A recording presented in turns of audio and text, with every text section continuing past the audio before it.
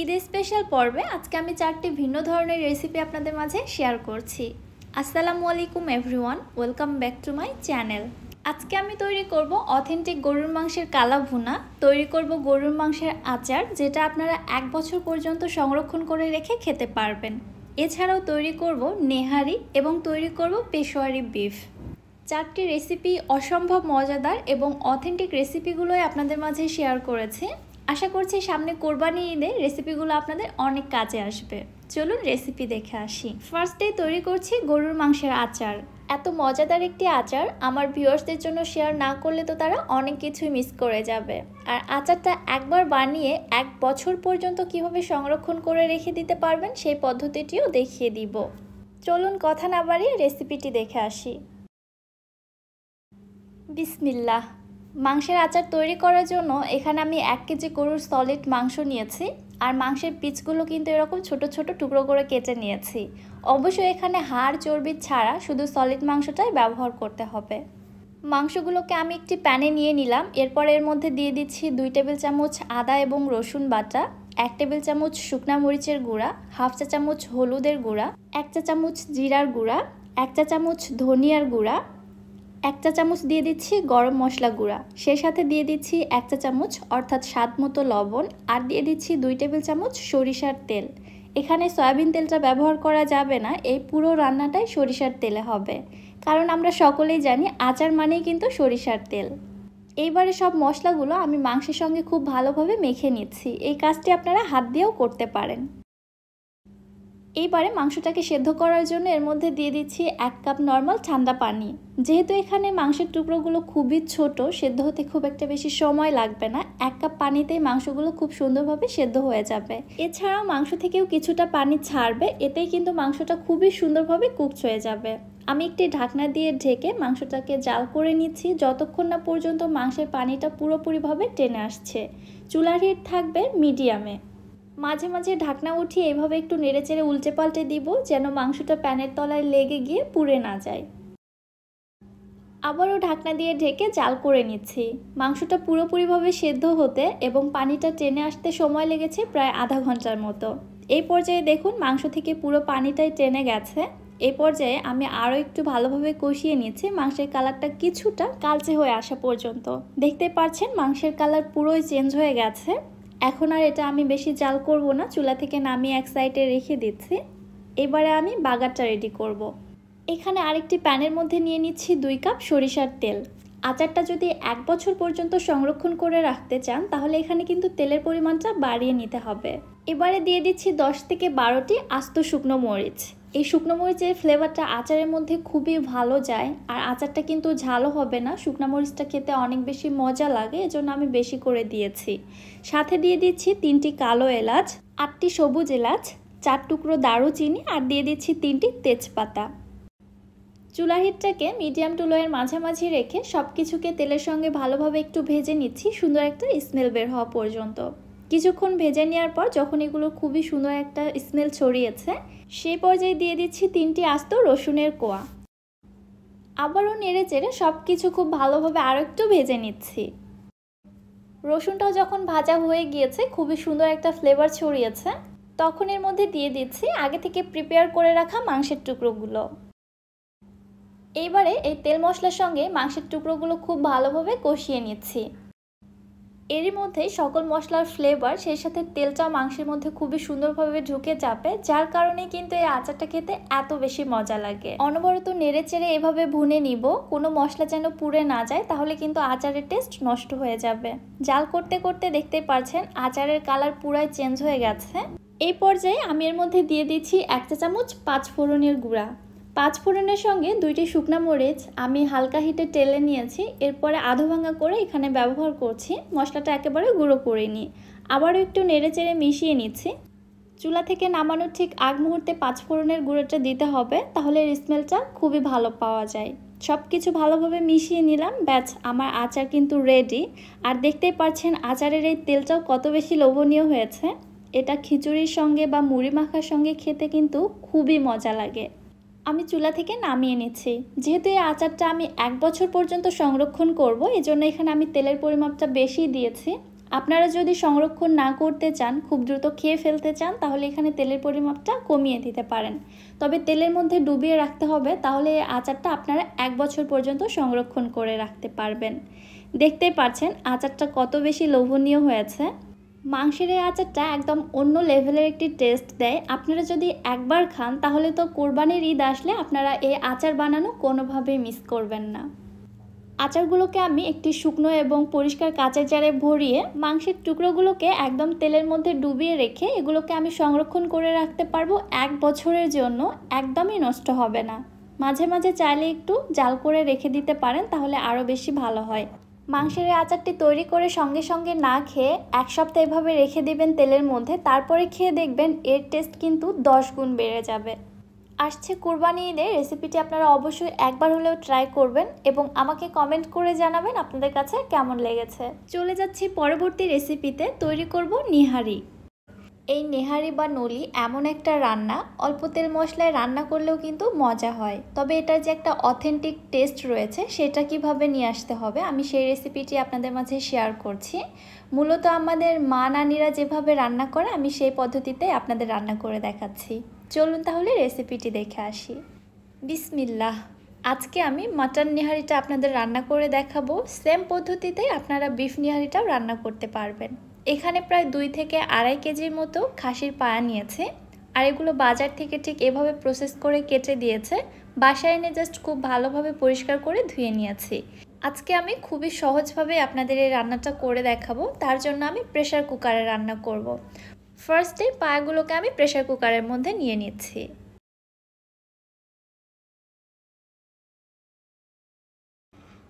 প্রথমে আমি এখানে নিয়েছি 1.5 কাপ পেঁয়াজ কুচি, আর পেঁয়াজগুলোকে আমি একটু মোটা মোটা করে কেটে নিয়েছি, এতে কোনো প্রবলেম নেই, কারণ পেঁয়াজগুলো এমনি থেকেই খুব সুন্দরভাবে গলে যাবে।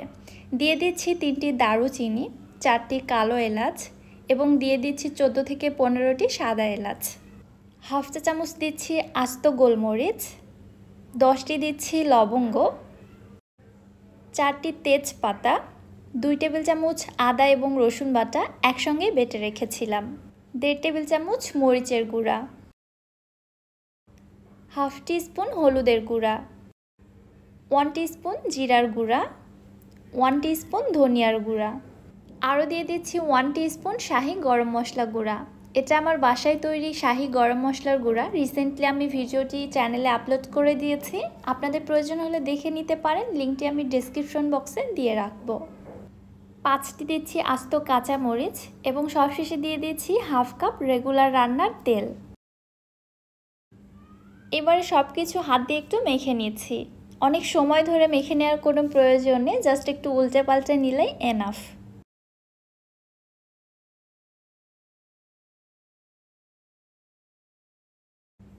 রান্নাটা যেহেতু প্রেসার কুকারে হচ্ছে, খুব একটা বেশি পানি দেওয়ার কোনো প্রয়োজন নেই। এখানে আমি 3 কাপ পরিমাণে নর্মাল ঠান্ডা পানি দিয়ে দিচ্ছি। সেম প্রসেসে আপনারা যে কোনো হাঁড়িতে চুলায় বসিয়েও রান্না করতে পারবেন। সেই ক্ষেত্রে জাস্ট এখানে পানির পরিমাপটা বাড়িয়ে দিয়ে চুলায় বসিয়ে অনেক সময় ধরে জাল করতে হয়, এই আর কি। তবে প্রেসার কুকারে রান্নাটা খুবই তাড়াতাড়ি এবং সহজে হয়, এজন্য আমি প্রেসার কুকারে রান্না করছি। আপনারা হাঁড়িতেও রান্না করতে পারবেন। কত বড় মিস্টেক দেখেছেন, আমি লবণ দিতেই ভুলে গিয়েছিলাম। এই পর্যায়ে আমি এখানে স্বাদ মতো লবণ দিয়ে দিলাম, প্রায় 1 চামচের একটু বেশি হবে। লবণটা অবশ্যই আপনারা আপনাদের টেস্ট অনুযায়ী দিয়ে দিবেন। আবার একটু ভালোভাবে মিশিয়ে নিয়ে এবার প্রেসার কুকারের ঢাকনাটা দিয়ে আমি প্রেসার কুকারটা চুলায় বসিয়ে দিচ্ছি। এবারে আমি অপেক্ষা করছি 10টি সিটি ওঠা পর্যন্ত। যেহেতু এটা খাসির পায়া, খুব একটা বেশি সময় লাগবে না। এখানে যদি আপনারা গরুর পায়াটা ব্যবহার করেন তাহলে 15 থেকে 17টি সিটি ওঠা পর্যন্ত অপেক্ষা করতে হবে। আবার কোনো কোনো ক্ষেত্রে এর থেকে কম বেশিও লাগতে পারে, আপনারা চেক করে নেবেন, প্রয়োজন হলে আরও সিটি দিয়ে দিবেন, তাতে কোনো প্রবলেম নেই। প্রায় 10টি সিটি ওঠার পরে আমি চুলাটা অফ করে দিয়ে এবার একটু চেক করে নিচ্ছি। আলহামদুলিল্লাহ খুবই সুন্দরভাবে পায়াগুলো কুকড হয়ে গেছে। আমার এখানে 10টি সিটি লেগেছে, আমি এর থেকে আর বেশি দিচ্ছি না। এগুলো চুলা থেকে নামিয়ে এবার আমি বাগারটা রেডি করছি। চুলায় একটি প্যানের মধ্যে দিয়ে দিচ্ছি 3 টেবিল চামচ সয়াবিন তেল, সাথে দিয়ে দিচ্ছি 2 টেবিল চামচ ঘি। এখানে ঘিটা ব্যবহার করলে নিহারির ফ্লেভারটা যেমন বেড়ে যায় তেমনি কিন্তু টেস্টও বাড়ে। অবশ্যই ঘিটা দেওয়ার চেষ্টা করবেন। দিয়ে দিলাম 5টি আস্ত শুকনো মরিচ, 1 টেবিল চামচ রসুন কুচি এবং 2 টেবিল চামচ পেঁয়াজ কুচি। এইবারে তেলের সঙ্গে এগুলোকে খুব ভালোভাবে একটু ভেজে নিয়েছি, পেঁয়াজটা হালকা ব্রাউন হয়ে আসা পর্যন্ত। এগুলোকে ভেজে একদমই পুড়ে ফেলানো যাবে না, যখন এরকম জাস্ট হালকা একটু ব্রাউন কালার চলে আসবে তখনই আমি এর মধ্যে পায়াগুলোকে দিয়ে দিচ্ছি। এবারে নেড়ে চেড়ে আরও প্রায় 4 থেকে 5 মিনিটের মতো কষিয়ে নিচ্ছি, তাহলে আমাদের রান্নাটা একদম ডান। অনেকেই আছেন নিহারির একদম পাতলা ঝোলটা খেতে পছন্দ করেন, তবে আমার কাছে কিন্তু পাতলাটার থেকে এরকম একটু গ্রেভি গ্রেভি টাইপের হলেই খেতে বেশি ভালো লাগে, এজন্য আমি এরকমই করেছি। আপনারা পাতলা রাখতে চাইলে পানির পরিমাণ একটু বাড়িয়ে দিয়ে পাতলা করে নেবেন। ব্যাস, নিহারি রান্না একদম ডান। কত লোভনীয় লাগছে দেখতে, তাই না? সব শেষে এবার আমি উপর থেকে দিয়ে দিচ্ছি সামান্য একটু ধনেপাতা কুচি এবং কিছু পেঁয়াজ বেরেস্তা। হাঁড়িটি আমি চুলা থেকে নামিয়ে নিয়েছি। নিহারি আপনাদের কার কার খেতে ভালো লাগে অবশ্যই আমাকে কমেন্ট করে জানাবেন। এটা কিন্তু আমার মোস্ট ফেভারিট একটি আইটেম। নিহারি হয়তো আপনারা অনেকভাবে রান্না করে খেয়েছেন, তবে আমার এই রেসিপিতে তেল মশলার মেজারমেন্টসগুলো একটু ফলো করে রান্না করে দেখুন, এটা খেতে অসাধারণ হবে। নিহারির মধ্যে এই যে ঝোল বা গ্রেভিটা দেখতে পাচ্ছেন, এটাই কিন্তু খেতে সব থেকে বেশি মজা। রুটি পরোটার সাথে তো জাস্ট জমে যায়। রুটি পরোটা তো পরের কথা, এটা আমি জাস্ট এমনি এমনি খেয়ে ফেলি। নিহারিটা কত বেশি সফট এবং জুসি হয়েছে আশা করছি আপনারা বুঝতে পেরেছেন। আমাকে আর বেশি কিছু বলতেই হবে না, এটা মুখে দেওয়ার সঙ্গে সঙ্গে জাস্ট মিলিয়ে যাবে। আসছে কোরবানির ঈদে যারা যারা আমার ভিডিওটি দেখছেন অবশ্যই আমার রেসিপিটি ফলো করে একবার বাসায় তৈরি করবেন এবং আপনাদের কাছে কেমন লেগেছে অবশ্যই আমাকে কমেন্ট করে জানাবেন। এবার তৈরি করছি গরুর মাংসের অথেন্টিক কালাভুনা। কালাভুনা বানাতে হলে সঠিক পরিমাপ সহ সঠিক মশলার ব্যবহার করতে হবে, সেই সাথে রান্নার কিছু টেকনিকও ফলো করতে হবে। এই রেসিপিতে যদি আপনি কাউকে কালাভুনা বানিয়ে খাওয়ান সে তো আপনার রান্নার প্রশংসা করতে বাধ্য হবে। কথা না বাড়িয়ে চলুন রেসিপিটি দেখে নেই। বিসমিল্লাহ। কালাভুনা বানানোর জন্য এখানে আমি 1.5 কেজি গরুর মাংস নিয়েছি আর মাংসের পিসগুলো একটু বড় করেই কেটে নিয়েছি। কালাভুনার মাংসের পিসগুলো একটু বড় করে কেটে নিলে মাংসগুলো অনেক বেশি সফট এবং জুসি হয়। মাংসের সঙ্গে আমি কিছু হাড় এবং চর্বিও নিয়েছি, চেষ্টা করবেন হাড় চর্বি সহ কালাভুনাটা রান্না করতে। মাংসগুলোকে আমি একটি প্যানের মধ্যে নিয়ে নিচ্ছি। ফার্স্টে এখানে আমি দিয়ে দিচ্ছি 1 কাপ পেঁয়াজ কুচি। পেঁয়াজটাকে একটু মোটা মোটা করে কেটে নিয়েছি, এতে কোনো অসুবিধা নেই, পেঁয়াজটা গলে যাবে। দিয়ে দিচ্ছি 2 টেবিল চামচ আদা বাটা, 1.5 টেবিল চামচ রসুন বাটা, 1.5 চা চামচ জিরা গুঁড়া, 1.5 চা চামচ ধনিয়া গুঁড়া, 1.5 চা চামচ শুকনা মরিচের গুঁড়া।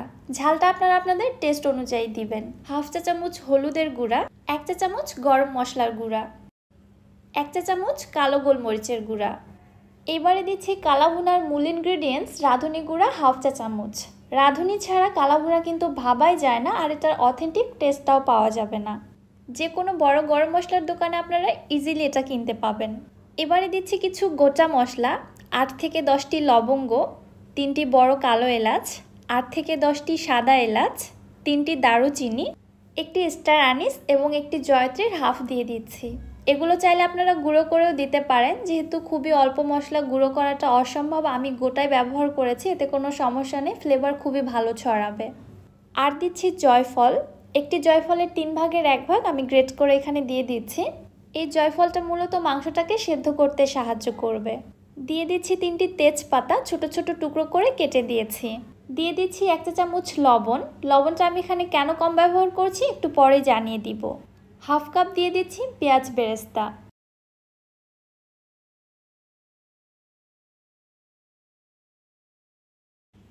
দেড় কেজি মাংসের জন্য এখানে আমি দিয়ে দিচ্ছি 1 টেবিল চামচ হোয়াইট ভিনেগার। এই ভিনেগারটা মাংসটাকে সেদ্ধ হতে সাহায্য করবে। সব শেষে দিয়ে দিচ্ছি 1/2 কাপ সরিষার তেল। কালাভুনায় কিন্তু অবশ্যই সরিষার তেলটাই ব্যবহার করতে হবে, না হলে কালাভুনার অথেন্টিক টেস্টটা পাবেন না। এইবারে সব মশলার সঙ্গে মাংসটাকে আমি খুব ভালোভাবে ম্যারিনেট করে নিচ্ছি। একটু সময় নিয়ে খুব ভালোভাবে মেখে নিতে হবে। এই মাখানোটা যত ভালো হবে আমার মনে হয় কালাভুনার টেস্টটাও তত ভালো আসে। প্রায় 3-4 মিনিট সময় নিয়ে ভালোভাবে মেখে নিয়েছি। এবারে হাঁড়িটি আমি চুলায় বসিয়ে দিচ্ছি। চুলার হিটটাকে কিন্তু হাইতে রেখে মাংসটিকে কষিয়ে নিচ্ছি। 4-5 মিনিট কষানোর পরে মাংসটাকে আমি ঢাকনা দিয়ে ঢেকে রেখে দিচ্ছি প্রায় 10 মিনিটের জন্য। এই ঢাকনা দিয়ে ঢেকে রান্না করতে করতে মাংস থেকে পানি ছাড়বে। প্রায় 8 থেকে 10 মিনিট পর ঢাকনাটি উঠিয়ে নিলাম। এই পর্যায়ে দেখুন মাংস থেকে কিন্তু অনেকটাই পানি ছেড়েছে। আবারও এইভাবে আমি কষিয়ে নিচ্ছি 3-4 মিনিটের জন্য। যেহেতু গরুর মাংস সেদ্ধ হতে অনেকটা সময় লাগবে, এজন্য আমি এখানে 2.5 কাপ ফুটন্ত গরম পানি দিয়ে দিচ্ছি। মাংসের কোয়ালিটির উপর ডিপেন্ড করে পানির পরিমাপটা কম বেশি লাগতে পারে। আবারও একটু নেড়েচেড়ে দিয়ে দিচ্ছি। এরপরে ঢাকনা দিয়ে ঢেকে মাংসটাকে আমি পুরোপুরিভাবে সেদ্ধ হওয়া পর্যন্ত রান্না করে নিতে থাকবো। চুলার হিটটাকে রেখে দেব মিডিয়ামে। মাঝে মাঝে ঢাকনাটি উঠিয়ে একটু উল্টে পাল্টে দিতে হবে। মাংসের পানিটা টেনে প্যানের তলায় লেগে যেন পুড়ে না যায়, এই দিকটা লক্ষ্য রাখতে হবে। প্রায় 40 থেকে 45 মিনিট পরে মাংসটা ঠিক এখন এই অবস্থা। মাংসের পানিটাও কিন্তু টেনে এসেছে এবং মাংসটার কালারও চেঞ্জ হতে শুরু করেছে। যেহেতু কালাভুনা রান্না করাটা অনেক লং প্রসেস, আমরা খুব অল্প সময়ে রান্নাটা করব, তাই কালার আনার জন্য এখানে আমি দিয়ে দিচ্ছি 1.5 টেবিল চামচ সয়া সস। সয়া সসেও কিন্তু পর্যাপ্ত পরিমাণে লবণ থাকে, এজন্য আমি ফার্স্টে লবণটা কম ব্যবহার করেছিলাম। আমার হাতের কাছে ডার্ক সয়া সসটা ছিল না, এজন্য আমি এখানে লাইট সয়া সসটাই ব্যবহার করেছি। যদিও বা ডার্ক সয়া সসটা ব্যবহার করলে কালারটা আরও বেশি ভালো আসবে এবং দ্রুত আসবে, তবে আপনাদের দেখানোর জন্য আমি এখানে লাইট সয়া সসটাই ব্যবহার করেছি। এইভাবেই রান্না করতে করতে দেখতে পাচ্ছেন কালারটা কিন্তু চেঞ্জ হচ্ছে। আমার হাঁড়িটি ব্ল্যাক কালার হওয়ার কারণে কালাভুনার কালারটা কিন্তু খুব একটা বেশি ফুটে উঠছে না, তবে এর মধ্যে যথেষ্ট কালার চলে এসেছে। আর বেশি রান্না করা যাবে না, এখন বেশি রান্না করলে কিন্তু মশলাগুলো পুড়ে যাবে। মাংসের হাঁড়িটি আমি চুলা থেকে নামিয়ে রেখে দিচ্ছি। এবার আমি বাগারটি রেডি করে নিব। চুলায় আরেকটি হাঁড়ির মধ্যে দিয়ে দিচ্ছি 1/4 কাপ সরিষার তেল, 1 টেবিল চামচ দিচ্ছি রসুন কুচি এবং 5 থেকে 6টি শুকনো মরিচ। তেলের সঙ্গে এগুলোকে হালকা একটু সতে করে নিয়ে দিয়ে দিচ্ছি 2টি পেঁয়াজ। পেঁয়াজ দুটোকে আমি কলি করে কেটে নিয়েছি। আবারও প্রায় 30 সেকেন্ডের মতো পেঁয়াজের কলিগুলোকে একটু সতে করে নিচ্ছি। এবার এর মধ্যে দিয়ে দিচ্ছি রান্না করা কালাভুনা। মাংসটা ঢেলে দিয়ে সঙ্গে সঙ্গে একটি ঢাকনা দিয়ে ঢেকে দিচ্ছি, তাহলে বাগারের ফ্লেভারটা মাংসের মধ্যে খুব ভালো ছড়াবে। প্রায় 3-4 মিনিট পরে ঢাকনাটি উঠিয়ে এবার আমি নেড়ে চেড়ে নিচ্ছি। এই পর্যায়ে মাংসটাকে বেশি নাড়াচাড়া করে ভেজে ফেললে বাগারের ফ্লেভারটা নষ্ট হয়ে যাবে। জাস্ট 2 মিনিটের মতো একটু নেড়ে চেড়ে ভেজে নিচ্ছি। এরপরে কালাভুনাটা চুলা থেকে নামিয়ে আমি সার্ভ করে নিচ্ছি। দেখতেই পাচ্ছেন মাশাআল্লাহ কত বেশি লোভনীয় হয়েছে কালাভুনাটা। চুলা থেকে নামানোর পর কুকিং প্রসেস বন্ধ হলে কিন্তু কালাভুনার কালারটা আরও বেশি ফুটে ওঠে। মাংস ভেজে করকরে করে ফেলানোকেই যে কালাভুনা বলে, আসুন আপনার এই ধারণাটা ভেঙে দেই। দেখতে পাচ্ছেন মাংসগুলো কত বেশি নরম, সফট এবং জুসি হয়েছে। মুখে দিলে মনে হচ্ছে অমৃত। এই রেসিপিটি দেখার পর আপনাদের আর কোনো দ্বিতীয় রেসিপি খুঁজতে হবে না কালাভুনা বানানোর জন্য। নিঃসন্দেহে এই রেসিপিটি আপনারা বানিয়ে দেখুন, সবার প্রশংসা পাবেন। এবারে তাহলে তৈরি করছি মশলাবিহীন পেশোয়ারি বিফ। অনলাইনে পেশোয়ারি রোস্টের তো বিভিন্ন রেসিপি রয়েছে, আজকে আমি আপনাদের সঙ্গে একদম অথেন্টিক রেসিপিটাই শেয়ার করব। আপনারা যারা এই রেসিপিটি ফলো করে একবার পেশোয়ারি রোস্ট বানিয়ে খাবেন, আপনারা বলতে বাধ্য হবেন এই রেসিপিটি আগে কোথায় ছিল। চলুন কথা না বাড়িয়ে রেসিপিটি দেখে নেই। বিসমিল্লাহ। পেশোয়ারি রোস্ট বা নামকিন গোশত বানানোর জন্য এখানে আমি 1 কেজি গরুর মাংস নিয়েছি। সাধারণত রেস্টুরেন্টসগুলোতে মাংসের সঙ্গে গরুর নলিটাও নেওয়া হয়, তবে আমার হাতের কাছে ছিল না। আমি এখানে মাংস দিয়ে আপনাদের রান্না করে দেখাচ্ছি। মাংসের সঙ্গে এখানে আমি কয়েক টুকরো হাড় সাথে চর্বিও নিয়েছি। এবার এর মধ্যে দিয়ে দিচ্ছি 1 চা চামচ লবণ।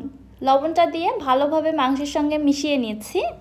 ভালোভাবে মেখে নেওয়ার পরে মাংসগুলোকে আমি রেস্টে রেখে দিচ্ছি 1 ঘন্টার জন্য, অথবা সর্বনিম্ন 30 মিনিটও আপনারা রাখতে পারেন।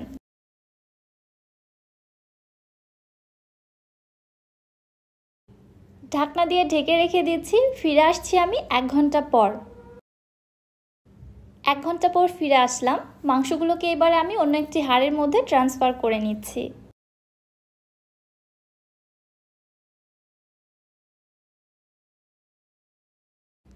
পেশোয়ারি রোস্ট তো আলু ছাড়া ভাবাই যায় না। এখানে আমি 4টি মিডিয়াম সাইজের আলুর খোসা ছাড়িয়ে খুব ভালোভাবে ধুয়ে নিয়েছি। আর বেশি বড় সাইজের আলু হলে মাঝখান থেকে কেটে দিবেন। আমি এখানে মিডিয়াম সাইজের আলুটা নিয়েছি।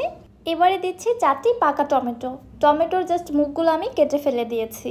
এবারে দিয়ে দিচ্ছি 5টি আস্ত পেঁয়াজ। পেঁয়াজটাকে ভালোভাবে ছিলে পরিষ্কার করে নিয়েছি।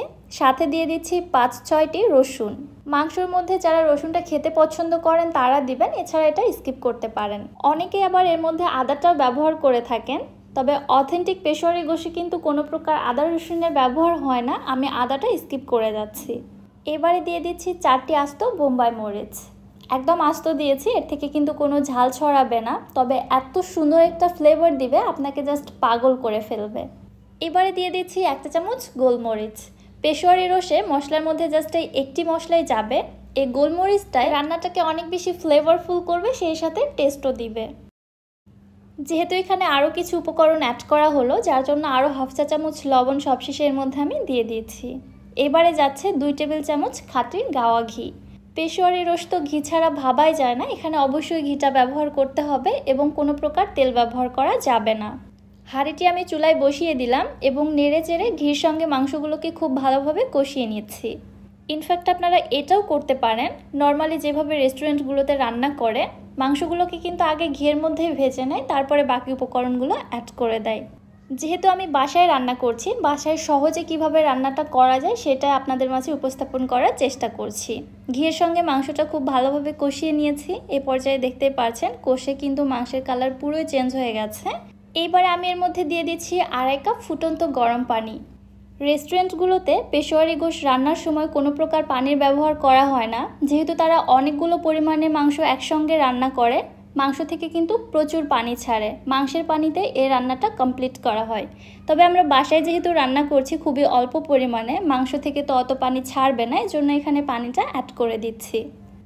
এবারে পাত্রের একটি অ্যাপ্রোপ্রিয়েট ঢাকনা দিয়ে ঢেকে মাংসটাকে আমি রান্না করে নিব 2 থেকে 2.5 ঘন্টার জন্য। চুলার হিট থাকবে একদম লোতে। ঢাকনার যে ছিদ্র ছিল আমি ওইটাও বন্ধ করে দিয়েছি, ভেতরের বাষ্প যেন কোনোভাবেই বাইরে বের হতে না পারে। আপনাদের রান্না করার সময় যদি দেখেন ভেতরের বাষ্পটা বাইরে বের হচ্ছে, সেই ক্ষেত্রে আপনারা যেটা করতে পারেন, একটি সিলভার ফয়েল পেপার দিয়ে ঢাকনার মুখটা খুব ভালোভাবে বন্ধ করে দিতে পারেন।